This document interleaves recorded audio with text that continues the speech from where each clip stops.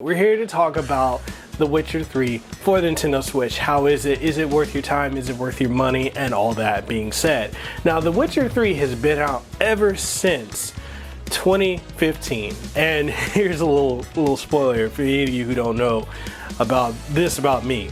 And it's that I own The Witcher on every platform, physically and digitally. I own it on the PlayStation 4, I own it on the Xbox One, and I also own it on Steam.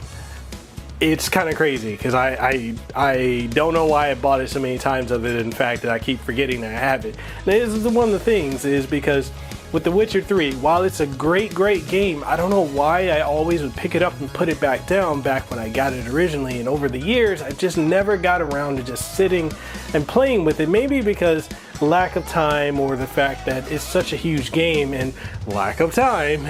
It's just a bit of it's something that you would have to really want to devote time to. And years ago, and up until this year, I really didn't have that capability. Now I do. So, that being said, we're going to cover this game, give you the spoiler alert right now. You need this game. That's how great it is. Before we get into that, I'm Mekel Kasanova, Hawaii's favorite YouTuber and host of the #1 podcast in the state of Hawaii, the Kasanova Podcast. Yeah, I need to mention somewhere in this video that I stream every Monday, Wednesday, Friday, and occasionally Saturday if you want to catch any of that. Here's the stream schedule, and if you want more information, then it's down here below. That out the way, let's go ahead and get into this video. Let's roll the intro.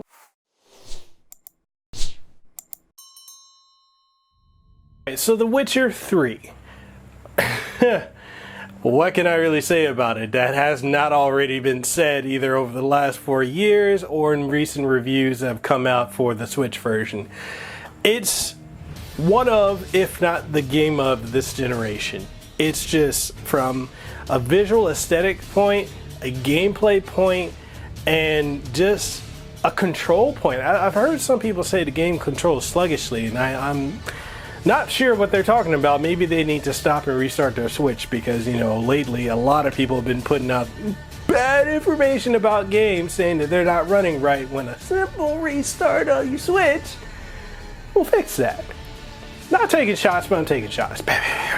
That being said, The Witcher 3 runs incredibly fine on the Nintendo Switch. Now, if you were to compare it to the Steam version, or if you were to compare it to the version on PlayStation 4 or on the Xbox One, yes, it's not going to look as detailed as any of those. It doesn't have that kind of graphical fidelity with it. But for a game running on the Switch, it looks pretty damn good.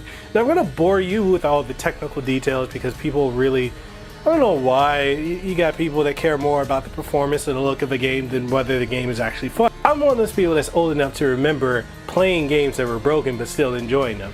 And The Witcher 3 on the Switch is not broken. It looks and plays fantastic. Graphically, it runs at a variable rate between 720p and 540p, docked and handheld. And regardless of whether you're playing a docked or handheld, the game performs fine. It's about 30 frames per second. Sometimes it may dip a little lower than that, about 25 to 24 frames per second. But unless you're trained to look for that, you're not going to notice it. And like I said, I just had to cover the boring technical details and get that out of the way because some people are really obsessed with the details. I don't know why. Anyway, that out the way, we're going to talk about the game. So the story of The Witcher 3, I mean, it's been explained time and time again, but you are Geralt of Rivia, and the whole purpose of what you're trying to do is you're on a hunt trying to find Ciri and Yennefer. Well, initially you're off to find Yennefer, and you find Yennefer, and then the story transitioned to you trying to find Ciri, who is Geralt's adopted daughter that he's been training, who's also a Witcher herself. Now, the other thing you might be wondering, like, how does it transition from searching for Yennefer and going to searching for Ciri? The thing is, Yennefer, I mean, if you're not familiar with the series, Yennefer is Geralt's love. She's his love interest. They're on and off over the decades. And if you played The Witcher 2 Assassin of Kings, you'd probably be like, wait, who's Yennefer? I thought Triss was his girlfriend. Look, let's just be honest. Geralt is a player. He even says so himself when at the beginning of the game, he's like, of all the women I've known, you're the only one who does that before. You've known many.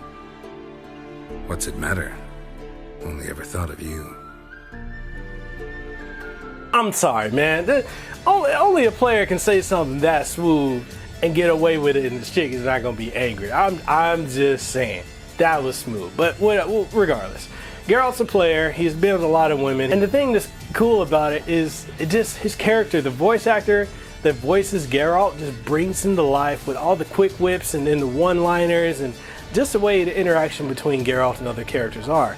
Now, the story, like I said, it goes from 1 to 2. It hits all its beats, but the thing is, the world of The Witcher 3 is so alive. And because of how alive it is, while you want to probably do A to B or point A to point B, you're typically going to be going A1, A2, A3, and so on. Because between your 2 points, there's so much that you can do. Do you go and help the Bloody Baron? Do you help the people that are in the village? Do you help the blacksmith whose house has been set on fire? Do you help the mystic that needs additional assistance with getting different things for her little abode?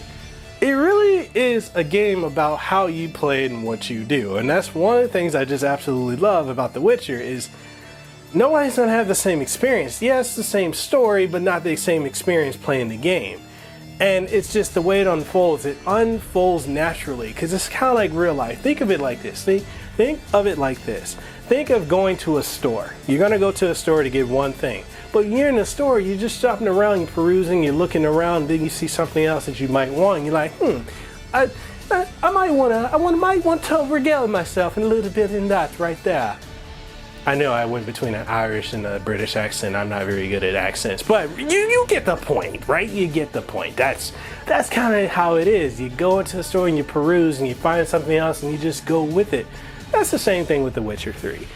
It's really one of those games where the only other one I can think of that comes to mind is Breath of the Wild for the Switch, because these are the 2 biggest titles, along with Skyrim being another title that allows you to do this. It's just so open-ended, so huge of a world, and it's amazing. It fits on that card. But yeah, it's the story, it just goes. It's so open-ended. You basically are writing your own adventure. Now, you probably are wondering, wait, this is The Witcher 3, the Wild Hunt Complete Edition. What if I haven't played the Assassins of Kings, or I haven't played the original Witcher? How am I gonna come, is this not a trilogy? Yes and no. Yes, it is a trilogy. A lot of the story themes carry on, along with plot points carry on. And yes, when you do start the game, it does assume that you've played The Witcher 2, Assassin of Kings. But at the same time, each entry is very much its own story. So because it's its own story, you don't have to worry about missing out on things because you can always go back and anything it brings up, it references as much as you do need to know. Like when you go and visit the father of Ciri, and he talks about your time with being the Assassin of Kings, that's referencing Witcher 2.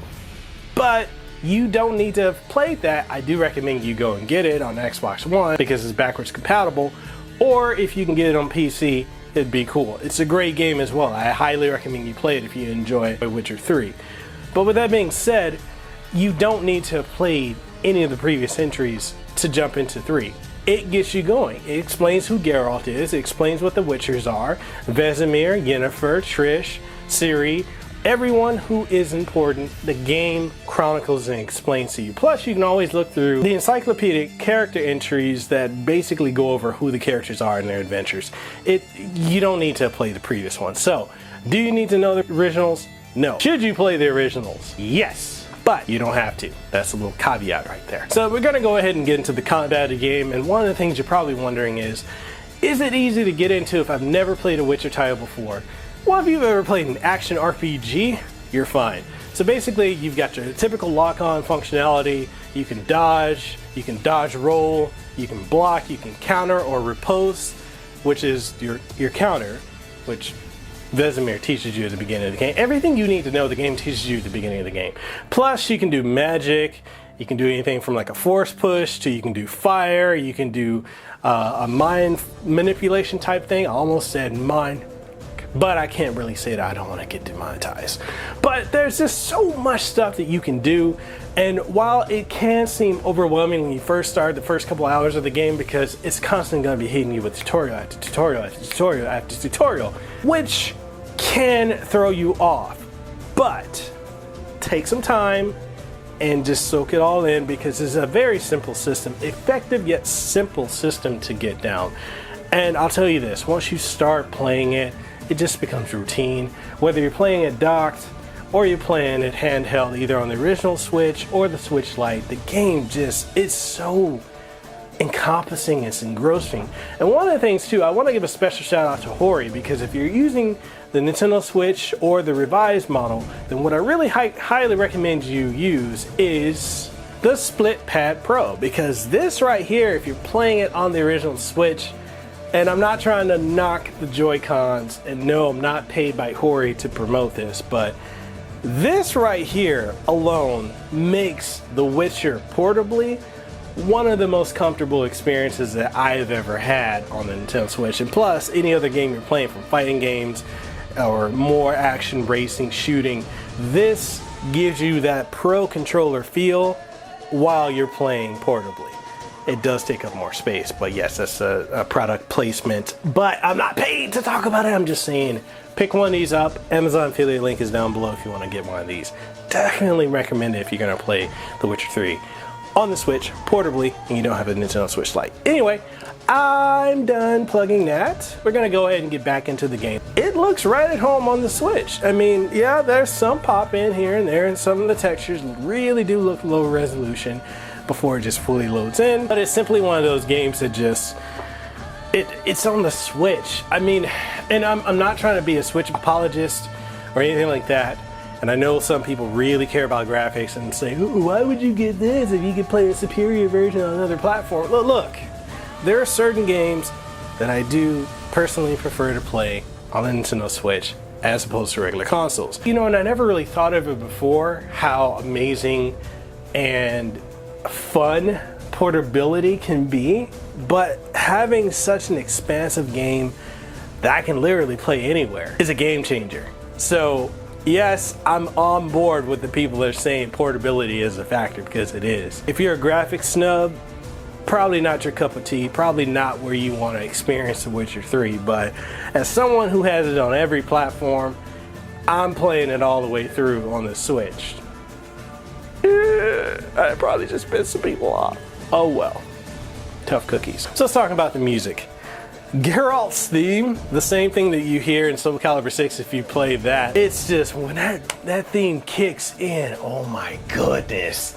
I'm ready to wreck fools. That's just how impactful that theme is to me. Like, I absolutely love it. It is just, I love it. I love the theme. I love the sound. Everything from the ambient sounds to the nature sounds to the OST itself is just so masterfully done. I loved it back in 2015. I absolutely love it now. The voice acting is spot on. The graphics for the characters when they're talking, the ones you're talking to, is spot on. Really looks good. Well, a lot for the more of the main characters look a lot better than the the NPC type characters. They're okay, but they're not great. But the, like, Yennefer, Trish, the Blade Baron, all that, they look fantastic. And Geralt, oh, I don't know why I'm talking about graphics on the music section.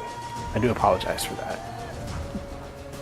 I just wanted to mention it. So we talked about the story, we talked about the gameplay, we talked about the OST, we talked about the voice acting, graphics. What are some of the shortcomings of playing this or picking this up either on the Switch or just in general in comparison to other platforms?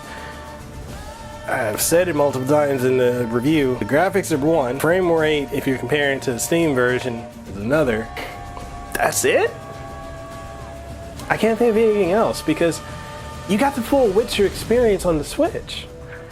And granted, you could play it cheaper and better on other platforms, but this is on the Switch. I can't argue against that. I absolutely love it on the Switch.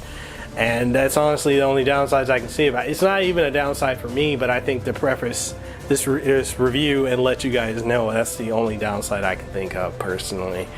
Other than that, I think it's awesome. The Switcher 3, yes, hashtag Switcher 3, is amazing on the Nintendo Switch. So let's go ahead, wrap it all up, put a little bow on top and make it look pretty. And basically wrap it all up and say if this game is you need this game, or You can wait. You need this game. In the story. So, if you want to pick it up, I got Amazon affiliate links down below. And with that being said, I want to thank you guys for coming through for this review.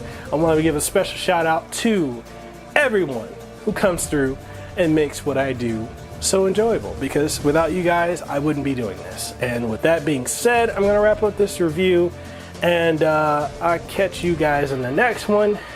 Deuces, wow. Too sweet, be the elite. I'll see you on the next one.